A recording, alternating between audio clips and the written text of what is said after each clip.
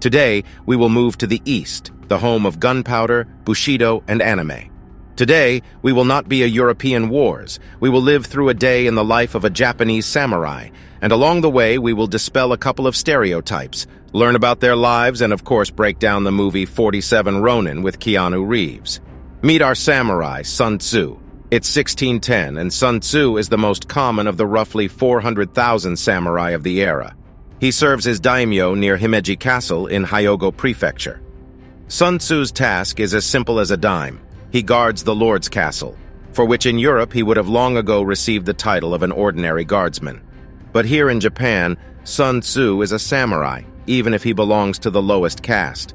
A little higher up is daimyo, still the same samurai but who manages both the castle and the small adjacent town. Daimyo has hundreds to a couple thousand samurai like Sun Tzu at his disposal. In turn, daimyo, like hundreds like him, obeys the shogun, Japan's chief samurai and ruler, without question.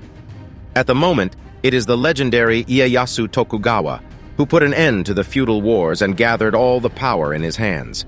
There were also a bunch of intermediate classes like bannermen, vassals, baishin, but we won't dwell on them, and we'll take a simplified scheme as an example. Sun Tzu wore light armor and a bow because, contrary to prevailing prejudice, not all samurai wore plate armor and two swords. That was the lot of swordsmen, but there were both, regular and mounted archers along with infantry.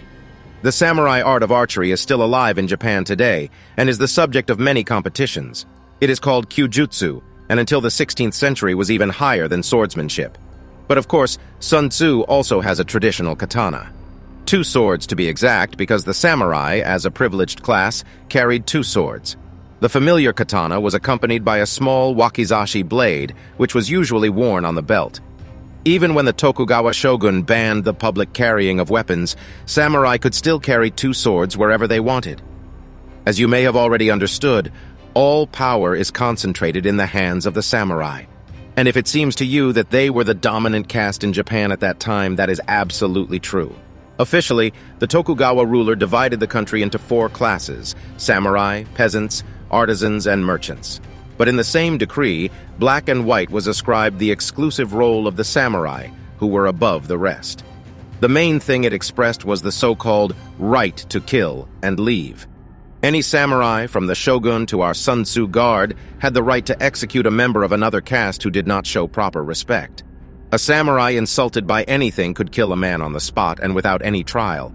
They killed even for a leer, and the cases were so common that they caused no surprise among common laborers. In fact, in Russian there is an analogy to the word samurai, and they were nobles. In Russia they also had absolute power over other estates. The key difference, however, is that any Japanese bearing the title of samurai was a real warrior. Both the shogun and our Sun Tzu were brought up the same way.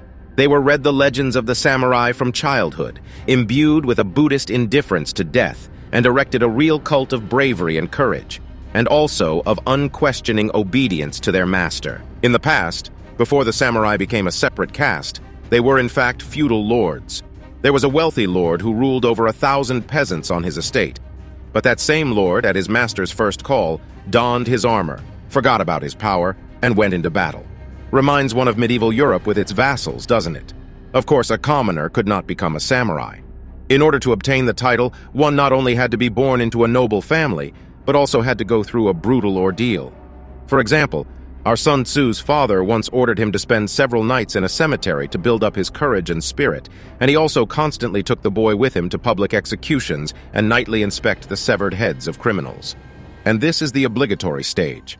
A young samurai must leave his mark on the heads to prove that he has been here and passed the training stage. Sun Tzu, like thousands of future samurai, was starved to death, forced to walk barefoot in the snow and work 24 hours a day without sleep. It was believed that this hardened the spirit and nurtured humility. The main distinguishing feature of the samurai was their unconditional obedience to Bushido, Japanese warriors' code of rules and regulations. People often compare it to the code of knights, and that is a mistake. In the Knight's Code was rather unwritten, and the postulates are often the opposite. For example, attacking the enemy unexpectedly from the back was common for the samurai, because the main thing is victory. But at the same time, any knight would consider it an insult. Of course, Bushido was violated, and the tale that any violator committed suicide was pure myth. If that were the case, the samurai would quickly disappear as a species. Indicative suicides are few, and far more often than not, the samurai would simply lose respect. Our Sun Tzu is a good guy and didn't violate Bushido. Does that mean he is immune from possible suicide? According to the code, Sun Tzu's life belonged to daimyo, a samurai of higher rank. And in case he was killed and no command came from the shogun or an even higher samurai, all daimyo samurai committed ritual suicide by junshi. It is true that even these cases were rare. Daimyo only died in battle with his army. So Sun Tzu was generally immune to sudden death. But on what kind of money does he live his life? Here is the bad news. There is no point in counting how much rice Sun Tzu could have bought with his salary, because Sun Tzu got his salary with rice. Although there were both gold and silver coins in Japan at the time, most of the wages, taxes, and other payments were made with rice. Some provinces accepted both, rice and coins. And so rice was a kind of currency with a basic measure called koku. The implication was that 1 koku was the amount of rice a person could live on for a year. 1 koku, for example, weighed 330 pounds or about 1 pound of rice a day. That's not much, is it? By the way, this measure is still in force in Japan today. Now it is 47 gallons.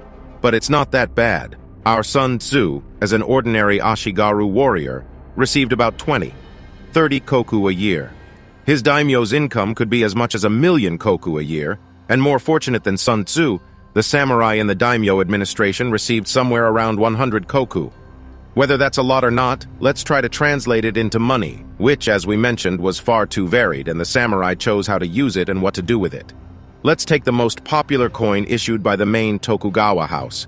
It was called an oben, and in 1600, 1 oben equaled somewhere between 30 and 40 koku. So roughly speaking, Sun Tzu was making 1 oben a year. By the way, many of us are familiar with oben. It is the reference to it that is in the head of the Pokemon Meowth in the legendary anime. The real oben was exactly that shape. Sun Tzu has one. It is a 10 koban or ryo, 2 varieties of smaller coins. Fortunately, a document listing the prices of this era has come down to us. It is in ryo. Let us remember that Sun Tzu possesses 10 a year or somewhere in the 8/10ths a month. And let's look at what we could buy with 1 ryo. The list is staggering. That's 750 visits to the bathhouse, 214 visits to the hairdresser, 158 watermelons, 278 books, 30 nights in a hotel, or 43 liters of sake. Also, 1 ryo is 1,500 dangos on a skewer, 140 kilos of miso, or 250 visits to the theater. Even if we were wrong and Sun Tzu actually received half as much, that would still mean that he could buy 150 pairs of sandals a month. In general, this makes sense, keeping in mind that our guy, though in the lowest rank, is still a samurai. And they were supposed to train at least 4 hours a day, and to be constantly trimmed, groomed, and smelling nice. Bushido implies that a samurai must be an example to all, so Sun Tzu incurred a decent amount of expenses for beauty. If it's all so great, where did those Ronins from the Keanu Reeves movie come from? In fact, we've already mentioned it. Literally, Ronin means masterless samurai, that is, a person who contradicts the very essence of Bushido. A Ronin was turned into a Ronin for whatever reason. Someone's master was killed, someone went bankrupt and couldn't pay, or someone sent his or her suzerain to hell and became free. Although Bushido does not allow for such a possibility, in the real world, things rarely happen as they are on paper. As a result, the government even instituted a special right of 7 departures and 8 returns, so that freedom-loving samurai could periodically leave their master and return. If our Sun Tzu loses his master one day, he will turn into a Ronin, and it is not a fun fate. The other samurai hate them, and in many ways are even jealous of them. The Ronin have always been persecuted and have made up stories about them, making them appear to be cannibals. But more often than not, they became bounty hunters, mercenaries, or even merchants. No one stopped them from going into business. It is true that most of them never left the path of the samurai. This is what the movie 47 Ronin, based on a true story, tells about. In 1701, Daimyo Asano was sentenced to seppuku for attacking a samurai close to the shogun, Kira. As a result, 47 of Daimyo's subordinates, who were samurai like our Sun Tzu, were suddenly turned into Ronin. The situation was out of the ordinary, and it was foolish to ask the guys to commit ritual suicide, so they didn't do anything. The newly minted Ronins, on the other hand, were doused in Bushido and decided to take ritualistic and lawful revenge on their master. The boys lulled Kira's vigilance by pretending to have drunk, married, and generally happy to be Ronin.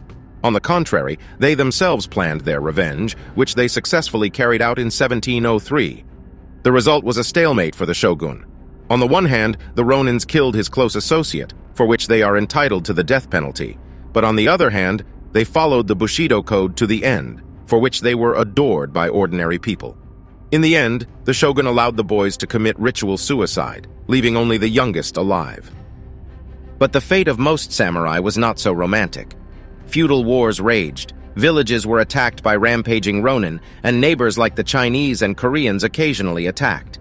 More often than not, the samurai died in battle, which was considered an honor.